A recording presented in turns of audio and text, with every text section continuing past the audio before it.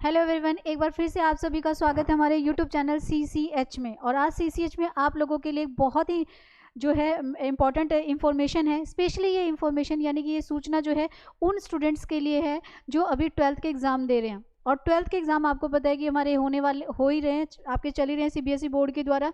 जैसे ही 12th का result आएगा, ऑलरेडी कई स्टूडेंट्स जो हैं 12th में ही अपना माइंड सेट कर लेते हैं कि उन्हें आगे जाकर टीचर बनना है।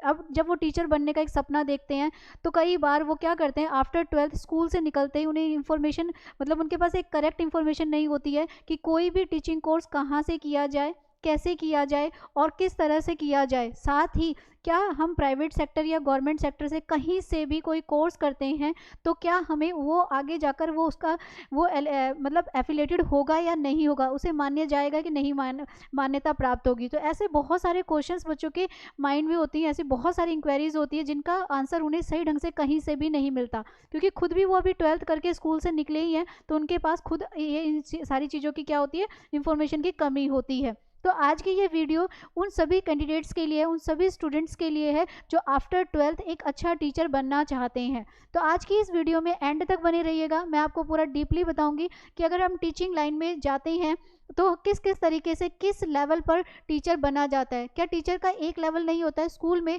फर्स्ट से लेकर 12th तक के हमारे उसको कई लेवल्स में बांटा गया है। तो आज ही इस वीडियो में हम वो पूरा डिस्कस करेंगे, साथ ही कुछ ऐसी इंपॉर्टेंट बातों को भी डिस्कस करेंगे जिसके बारे में कोई नहीं बताता है, जो कि हमें पता होनी चाहिए। इससे क्या होता है, ये छोटी छोटी बेसिक बातें आपका भविष्य खराब होने से बचाएंगी। तो ये क्या है, कैसे हैं, इनके बारे में हम आज डीपली डिस्कस करेंगे। तो बात करते हैं टीचिंग लाइन की, यानी कि जब आफ्टर 12th आप एक टीचिंग लाइन में पैर रखते हैं तो सबसे पहले आपने क्या करना है, कितने मार्क्स आपको चाहिए, कौन सा कोर्स करना है, क्या एज रहेगी और क्या क्या प्रोसेस रहेगा एक गवर्नमेंट टीचर बनने के लिए। प्राइवेट की भी बात करेंगे और गवर्नमेंट की भी बात करेंगे, दोनों को ही डिस्कस करेंगे। तो चलिए देखते हैं आज कि एक अच्छा टीचर कैसे बना जाए। तो सबसे पहले तो मैं आप लोगों को बता दूं, जो टीचिंग की जो जॉब्स होती हैं, यानी कि टीचिंग में भी मैं सिर्फ अभी यहाँ फिलहाल टीचर्स की बात करूँगी, टीचिंग वाली बात करूँगी। वैसे तो हमारे स्कूलों में नॉन टीचिंग पार्ट भी वर्क करता है, बट उसका प्रोसेस अलग होता है, क्योंकि एक डिपार्टमेंट एक नहीं है, अलग अलग डिपार्टमेंट्स हैं। तो आज हम सिर्फ जो टीचिंग डिपार्टमेंट है उसकी बात करेंगे। तो सबसे पहले हमें ये जानना ज़रूरी है, जब हम टीचर बनना चाहते हैं तो हमारे जो स्कूल होते हैं उसमें टीचिंग की जो जॉब निकलती है वो 4 लेवल्स पर निकलती हैं। ठीक है, एक हमारे पास होती है NTT, ठीक है, दूसरी हमारे पास होती है PRT, तीसरी हमारे पास होती है TGT और फोर्थ नंबर पर हमारे पास होती है PGT। अब इनके नाम जो है एंटिटी के और इनका प्रोसेस क्या रहेगा, आज की इस वीडियो में पूरा डीपली जानेंगे। तो मैंने अभी आपको बताया कि अगर आप एक सफल टीचर बनना चाहते हैं तो पहली बात आपको ये पता होनी चाहिए कि टीचिंग लाइन में जो जॉब्स निकलती हैं वो 4 लेवल पर निकलती हैं टीचर्स के लिए। NTT लेवल पर, PRT लेवल पर, TGT लेवल पर और PGT लेवल पर। अब ये आपने डिसाइड करना है, क्योंकि आप 12th हैं, कौन सी जॉब 12th बेस पे होगी, कौन सी जॉब आपकी ग्रेजुएशन बेस पे होगी। इन सभी क्वेश्चंस का आंसर भी आपको इस वीडियो में मिलेगा। तो एक एक करके समझने की कोशिश करते हैं कि ये NTT क्या है, ये PRT क्या है, ये TGT क्या है और PGT क्या है। तो हो जाइए तैयार। सबसे पहले हम जानते हैं NTT के बारे में। NTT और NTT के साथ में ही अभी हमारे पास NEP 2020 आई है, ठीक है। वो हमारे पास किंडरगार्टन यानी कि बाल वाटिकास, आंगनबाड़ीज, ऐसे भी स्कूल्स मतलब छोटे छोटे जो बच्चों के लिए, जिसे हम प्री प्राइमरी का नाम भी दे सकते हैं, कुछ कोर्सेज यहाँ पर बनाए गए हैं। पहले तो आप जानिए NTT की फुल फॉर्म क्या होती है। नर्सरी ट्रेन टीचर होती है। ये जो कोर्स होता है, याद रखिएगा, प्री प्राइमरी के लिए होता है, जो प्ले स्कूल के स्टूडेंट्स होते हैं उनके लिए होता है। इसके लिए आप अभी अगर 12th पास हो जाते हैं और आपके CBSE बोर्ड के द्वारा 50% मार्क्स आते हैं तो आप इस कोर्स को अभी इसी ईयर में एलिजिबल हैं, कर सकते हैं। इसके लिए आपको क्या चाहिए, इस कोर्स को, इस जॉब को ज्वाइन करने के लिए, परमानेंट जॉब के लिए आपके पास 1 ईयर टीचिंग डिप्लोमा होना चाहिए। और उस डिप्लोमा का नाम क्या होगा, उसका नाम होगा NTT, यानी कि नर्सरी ट्रेन टीचर्स या ट्रेनिंग टीचर्स भी आप बोल सकते हो। इस तरीके से 1 ईयर का आपके पास डिप्लोमा होना चाहिए। अब यहाँ पर बात ध्यान देने वाली क्या बात है, हमारे यहाँ एनटीटी के जो कोर्स होते हैं, 1 ईयर टीचिंग कोर्स जो होते हैं, वो अलग अलग सेक्टर में कराए जा रहे हैं। प्राइवेट सेक्टर वाले भी करा रहे हैं और गवर्नमेंट सेक्टर वाले भी करा रहे हैं। तो प्राइवेट सेक्टर वाले जो कोर्स कराते हैं, उनका कोर्स जो है वो एनसीटीई से एफिलेटेड नहीं होता। प्लीज़ इस बात पर ध्यान दीजिएगा, क्योंकि ये चीज़ अगर आपको नहीं पता है तो आपकी सारी मेहनत बेकार जाने वाली है। यानी कि अगर आप किसी भी उससे कोर्स करते हैं, किसी भी उससे कोर्स कर रहे हैं, तो आपने इस बात का ध्यान रखना है कि आपका जो कोर्स है वो किससे एफिलेटेड होना चाहिए। आपका कोर्स एफिलेटेड होना चाहिए एनसीटीई से। अब ये एनसीटी क्या है भाई? National council teachers education. ये हमारी राष्ट्रीय शिक्षा अध्यापक परिषद है, जो पूरे भारत में शिक्षा की व्यवस्था करती है। अगर हर टीचिंग कोर्स को अगर इसके द्वारा मान्यता प्राप्त होती है, तो ही आप गवर्नमेंट जॉब के लिए एलिजिबल हो। कई बार कितने कैंडिडेट्स ऐसे देखे हैं जिन्हें इस बात की का पता ही नहीं होता। वो बेचारे पहले 1 ईयर या 2 ईयर टीचिंग कोर्स करते हैं, उसके बाद और कॉम्पिटिटिव एग्जाम्स करते हैं, फिर परमानेंट जॉब की तैयारी करते हैं, और जब इंटरव्यू होता है या जब सिलेक्शन होता है, एंड में जाकर उन्हें पता चलता है कि जो कोर्स वो करके आए थे वो तो एफिलेटेड ही नहीं है। तो ऐसे में आप आफ्टर 12th जब अपने माइंड सेट कर चुके हैं कि मुझे टीचर बनना है, तो प्लीज़ आप इस बात का ध्यान रखें।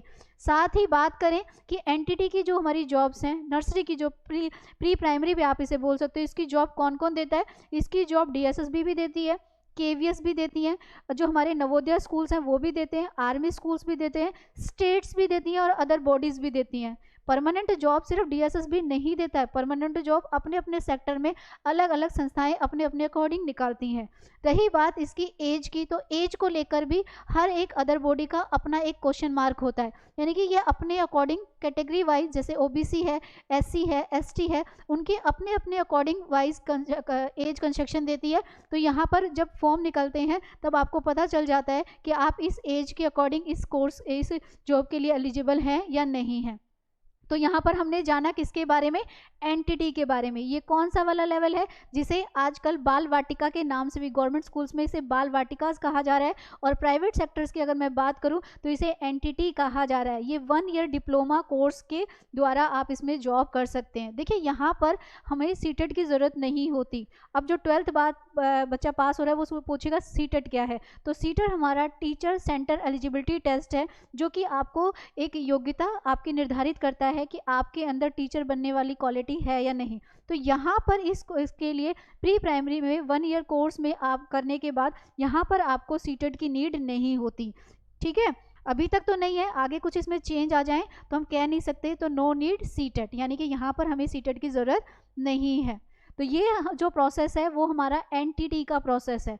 अब बढ़ते हैं आगे। अब बात करते हैं पीआरटी की। पी में प्राइमरी है, और प्राइमरी के जो टीचर्स होते हैं वो 1st to 5th के टीचर्स होते हैं। इससे पहले अभी जो मैंने आपको बताया था वो प्री प्राइमरी बताया था। आपने स्कूलों में देखा होगा नर्सरी होता है, प्री प्राइमरी होता है, गवर्नमेंट स्कूल्स में तो इसे बाल वाटिका का नाम दिया गया है। ठीक है, और अगर आप केवी स्कूल्स में चले जाओ तो इसके और भी अलग अलग नाम हो सकते हैं। कईयों ने तो इसे अब ईसीसी कहना शुरू कर दिया है, लेकिन ईसीसी का हम पूरा फंडा समझेंगे कि ईसीसी होता क्या है। तो पहले हम देखते हैं 1st to 5th की बात करें।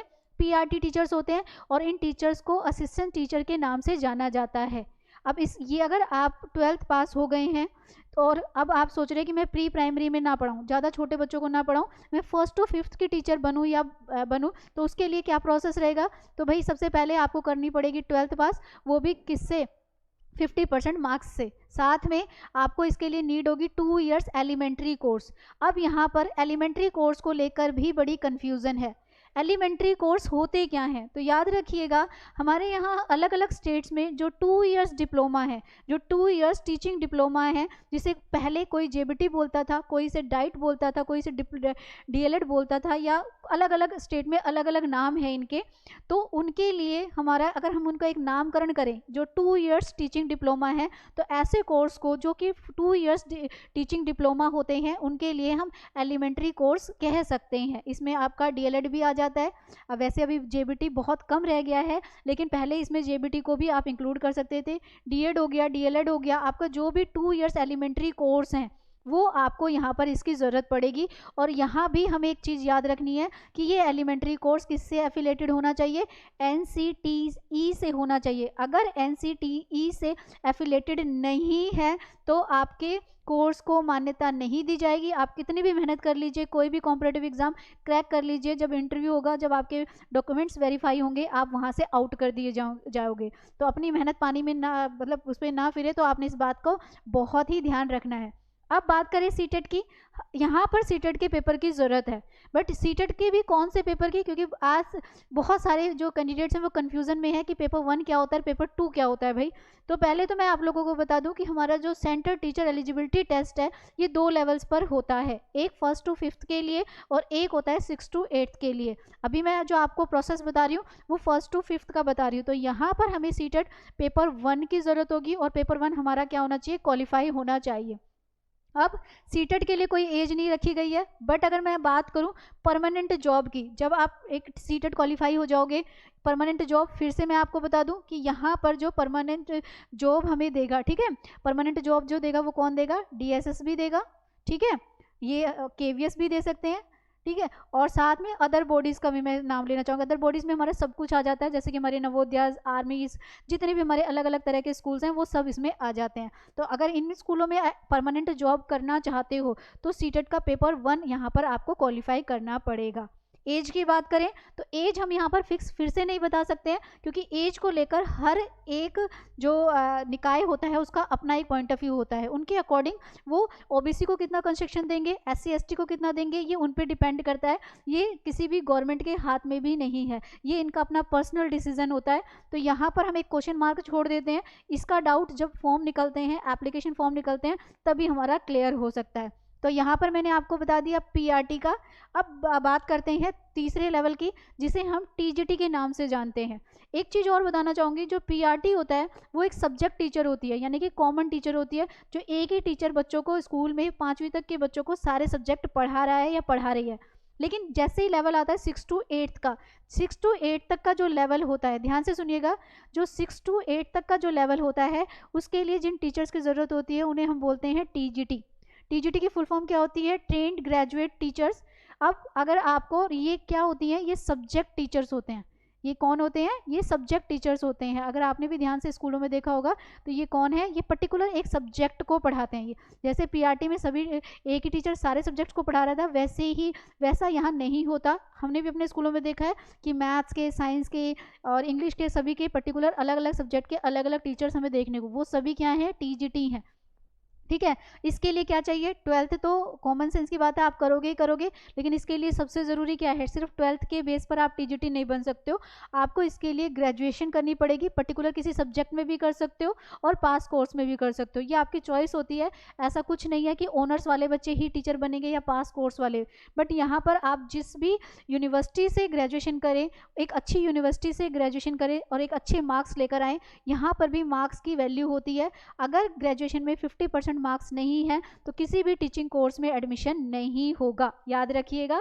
अगर ग्रेजुएशन में 50% मार्क्स नहीं है तो ना तो गवर्नमेंट जॉब मिलेगी, ना ही किसी टीचिंग कोर्स में एडमिशन होगा। यहाँ पर हमें साथ में जो है 2 इयर्स फिर से हमें टीचिंग कोर्स करना पड़ता है, बट जो यहाँ पर हम टीचिंग कोर्स करते हैं उसे DED या DED नहीं कहते हैं, उसके लिए वर्ड यूज़ किया जाता है BEd। यानी कि यहाँ क्या है, बैचलर ऑफ एजुकेशन, यानी कि यहाँ पर BEd वाले स्टूडेंट्स जो है 2 इयर्स डिप्लोमा क्या करते हैं, यहाँ पर अपना 2 इयर्स का कोर्स कंप्लीट करते हैं, यानी कि BEd करते हैं। अच्छा, यहाँ पर हमें क्या चाहिए, ध्यान से देखिएगा। इसके लिए हमें जो ज़रूरत है, अभी मैंने कहा था सीटेट 2 लेवल पर एग्जाम ले रहा है, पेपर 1 जो 1st to 5th का है और पेपर 2 जो है वो लेवल 6 to 8 का है। तो पेपर 1 जो है वो PRT लेवल के लिए था, वहीं जो पेपर 2 के लिए है, पेपर 2 जो है वो आपका TGT लेवल के लिए, यानी कि 6 to 8 के लिए। अगर आप पर्टिकुलर किसी एक सब्जेक्ट के टीचर बनना चाहते हैं तो सीटेट का पेपर 2 आप क्वालिफाई करेंगे।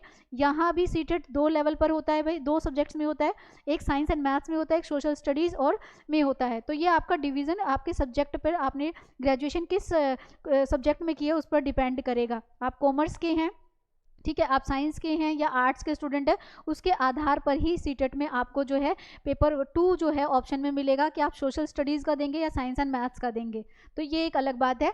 चलिए, तो अब बात कर लें कि टीजीटी के लिए हमें क्या क्या चाहिए भाई। तो टीजीटी वालों के लिए तो अभी मैंने कुछ टाइम पहले एक वीडियो डाली थी और बताया था कि हमारे पास ऑलरेडी डीएसएसबी, केवीएस और अदर बॉडीज़ जो हैं वो तो जॉब देती ही हैं, बट यहाँ पर हमें एक बड़ी अपॉर्चुनिटी जो 2000 अभी हमारे इस नए साल में हमें देखने को मिली है कि हमारे पास एक नए, हमारे पूरे ऑल ओवर इंडिया में क्या खुले हैं, नए स्कूल्स बन रहे हैं। उन स्कूल्स का नाम क्या है, EMRS। और EMRS में अभी आप लोगों के सामने 38,000 वैकेंसीज वेट कर रही हैं आप लोगों का, जो कि परमानेंट जॉब देगा, सेंट्रल गवर्नमेंट देगी। बिल्कुल नई अपॉर्चुनिटी है। तो जो लोग टीजीटी के लिए माइंड सेट करके बैठे हैं उनके लिए एक गोल्डन अपॉर्चुनिटी हमारे सामने है। तैयार हो जाओ अगर आप सब्जेक्ट टीचर बनना चाहते हैं। बट यहाँ पर आपको नीड होगी पेपर 2 की सीटेट की। अगर सीटेट पेपर 2 क्वालिफाई नहीं है तो आप टीजीटी के लिए भी अप्लाई नहीं कर सकते हैं। बाकी एज का मैं फिर से यहाँ क्वेश्चन मार्क छोड़ूंगी, क्योंकि हर किसी का अपना एक पर्सनल पॉइंट ऑफ व्यू होता है। टीजीटी, पीजीटी और पीआरडी लेवल के लिए डीएसएस भी अपना एक लेवल, एक एज ग्रुप रखता है। केवीएस का अपना है, सबका अपना अलग अलग उसमें होता है। तो यहाँ हमने बात की किसकी, टीजीटी की। तो यहाँ पर सीटेट पेपर 2 की हमें ज़रूरत पड़ेगी। चलिए बात करते हैं किसकी, अब बात करते हैं पीजीटी लेवल की, यानी कि पीजीटी यानी कि स्कूल का सबसे हाईएस्ट लेवल। पीजीटी यानी कि पोस्ट मतलब प्री था पहले का, पोस्ट है एंडिंग का, यानी कि post graduate teacher, it means PGT. अब पीजीटी के लिए भाई मैं ये तो नहीं बोलूँगी 12th करो, ग्रेजुएशन करो, क्योंकि आपको पता है पोस्ट है तो 12th और तो हो ही चुकी है। हम यहाँ पर मेन बात करेंगे एक, जो अगर आप पर्टिकुलर किसी सब्जेक्ट में, जैसे अभी आप चाहते हो कि भी मैं 6th 7th 8th को ना पढ़ाकर पर्टिकुलर सब्जेक्ट जो है 11th 12th को या 10th को, बड़ी क्लासेस को पढ़ाऊँ, तो उसके लिए टीचर बनने के लिए आपको क्या करना पड़ेगा, सबसे पहले ग्रेजुएशन। ठीक है, ग्रेजुएशन में वही हमारा रहेगा कि कम से कम यहाँ पर क्या होने चाहिए, 50% मार्क्स होने चाहिए। ठीक है, उसके बाद अगर हम बात करें तो एक चीज़ ध्यान देने वाली है, यहाँ पर हमें मास्टर डिग्री की ज़रूरत पड़ेगी।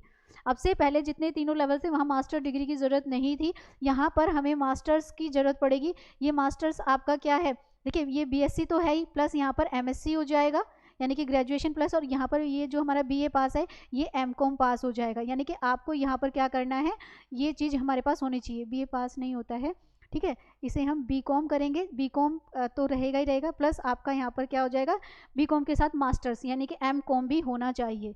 इस चीज़ को याद रखिएगा कि बिना मास्टर्स के ये नहीं हो पाएगा। तो मास्टर्स हो गया, ग्रेजुएशन प्लस मास्टर, यानी कि अगर कहने का मेरा टोटली मतलब है, अगर आपने बीए किया है तो साथ में आपके पास मास्टर्स होना चाहिए, अगर आपने बीएससी किया है तो आपके साथ प्लस में एमएससी होना चाहिए, और अगर आपने जो है बीकॉम किया है तो साथ में जो है एमकॉम होना चाहिए। और ये भी यहाँ पर क्या होना चाहिए, कम से कम 50% मार्क्स से, और एक अच्छी खासी यूनिवर्सिटी से आपने ये चीज़ को जो है आपका मास्टर्स किया होना चाहिए, तभी वो एफिलेटेड माना जाता है। अब सीटेट को लेकर कन्फ्यूज़न है कि यहाँ पर सीटेट की नीड है या नहीं। अभी तक तो देखो हमारे सीबीएसई बोर्ड ने मास्टर्स के लिए जो है, यानी कि पोस्ट ग्रेजुएट टीचर्स के लिए सीटेट नहीं जो बनाया गया है, क्योंकि सीटेट अभी फ़िलहाल 2 ही लेवल पर हो रहा है। तो अगर मैं पिछले आंकड़ों की बात करूं जो अब तक चल रहे हैं, पिछले क्या अभी तक जो रिसेंटली जो न्यू इन्फॉर्मेशन है उसके अकॉर्डिंग अभी हमें मास्टर्स के लिए नीड नहीं है। बट अभी फ़िलहाल कुछ न्यूज़पेपर में सुनने में आया था कि अब जो हमारा सीटेट है यहाँ पर कुछ चेंजेस देखने को मिलेंगे। एनसीटीई है जो हमारे लिए बहुत सारे चेंजेस लेकर आ रही है। कहा जा रहा है, फिक्स नहीं है, आप लोग मेरी बात को सुनकर घबरा ना जाएं कि कुछ नया सुनने को मिला है। कहा जा रहा है कि सीटेट अब 2 लेवल पर ना होकर इसके लेवल और भी बढ़ाए जाएंगे। हो सकता है कि पोस्ट ग्रेजुएट लेवल के लिए भी, और हो सकता है कि जो हमारा प्री प्राइमरी वाला लेवल है इसके लिए भी सीटेट हो जाए। मैंने ऐसा नहीं कहा होगा, मैंने कहा हो सकता है, कुछ सुनने में आ रहा है, फिक्सिंग का नहीं है, बट मेंटली प्रिपेयर रहना पड़ेगा। तो यहाँ पर मैंने आपको बताया कि पोस्ट ग्रेजुएट टीचर बनने के लिए ग्रेजुएशन में मिनिमम आपका जो है 50% मार्क्स होना चाहिए। नो नीड सीटेट, सीटेट की अभी तक कोई ज़रूरत है नहीं, आगे का कह नहीं सकते हैं। और साथ में आपका ग्रेजुएशन प्लस मास्टर्स होना चाहिए। आप चाहे बीए के हैं, बीकॉम के हैं, बीएससी के हैं, कोई फ़र्क नहीं पड़ता, बट मास्टर्स के बिना आप पोस्ट ग्रेजुएट टीचर नहीं बन सकते। तो यहाँ भी हमें फिर क्या मिलेगी, 50% मार्क्स की ज़रूरत पड़ेगी। एज को लेकर फिर से क्वेश्चन मार्क है, क्योंकि हर बॉडी अपने अपने अकॉर्डिंग लेता है। तो आज की क्लास में हमने ये सभी जाना। अगर वीडियो अच्छी लगी हो तो वीडियो को लाइक करिएगा, चैनल को सब्सक्राइब करिएगा, और ऐसी ही मोर इन्फॉर्मेशन के लिए बेल आइकन को प्रेस करिएगा। Thank you so much.